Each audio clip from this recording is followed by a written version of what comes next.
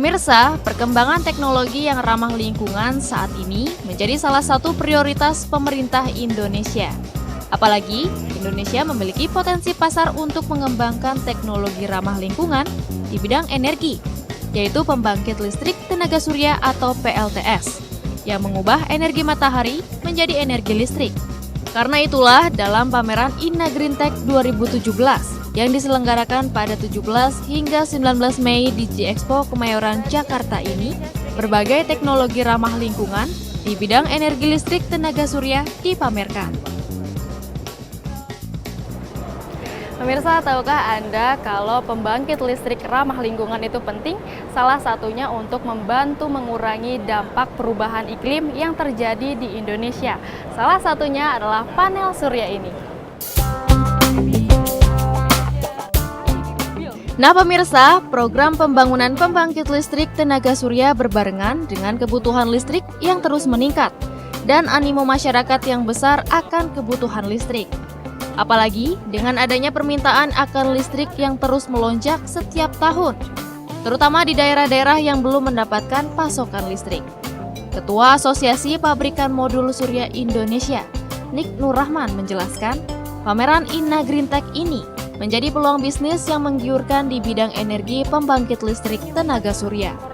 Terlebih, kebutuhan Indonesia untuk pembangkit listrik energi terbarukan pada 2015 meningkat hingga 45.000 megawatt. Melihat potensi panel surya stabil besar sekali, 112 gigawatt ada tersedia. Karena apa? Sekarang sudah ada teknologi di mana setiap 1 meter persegi Anda sudah bisa mendapatkan 160 watt. Kalau setiap rumah ini dia masang 2000 watt, dia sudah bisa memenuhi kebutuhan energinya sendiri. Justru saya melihat energi surya menjadi salah satu alternatif solusi ke depan jangka panjang bagaimana bisa membantu PLN atau pemerintah untuk membangkitkan energinya sendiri. Jika kita membahas tentang kota-kota besar dan daerah-daerah yang telah terjangkau jaringan PLN, biasanya sarana dan prasarana kesehatan pada umumnya sangat memadai dan maju. Namun untuk beberapa daerah yang memiliki keterbatasan dalam penyediaan energi listrik, sarana dan prasarana kesehatan terutama pendingin vaksin masih belum dapat berfungsi optimal.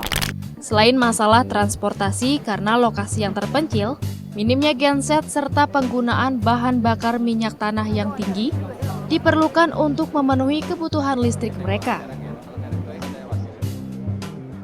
Guna mengatasi masalah tersebut, salah satu produk buatan anak bangsa, yakni refrigerator solar energi vaksin, dibuat. Refrigerator solar energi vaksin merupakan sebuah sistem penyimpanan dan pendingin vaksin dengan sumber energi listrik dari energi matahari yang diubah melalui modul surya.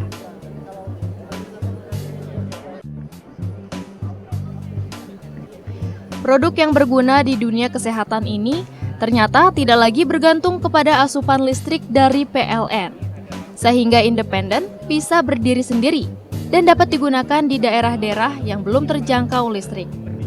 Dengan produk seperti ini, maka vaksin yang tadinya di daerah-daerah itu menggunakan kerosin, bahan bakarnya atau minyak tanah, sekarang digantikan dengan solar panel, sehingga kualitas daripada vaksin itu bisa lebih terjaga.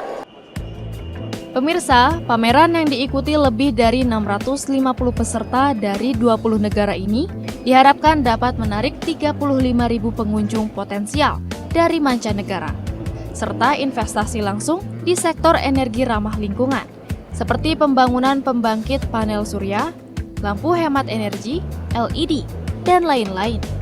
Pameran ini juga menjadi wadah yang mempertemukan produsen, distributor, konsumen, dan pelaku usaha lainnya dalam mengembangkan industri yang tengah dibangun. Diharapkan, kemajuan dalam bidang energi baru terbarukan dapat berkontribusi secara langsung dalam pembangunan nasional dan meningkatkan taraf hidup masyarakat secara signifikan. Bagaimana pemirsa, apakah Anda tertarik menggunakan teknologi ramah lingkungan demi melestarikan alam?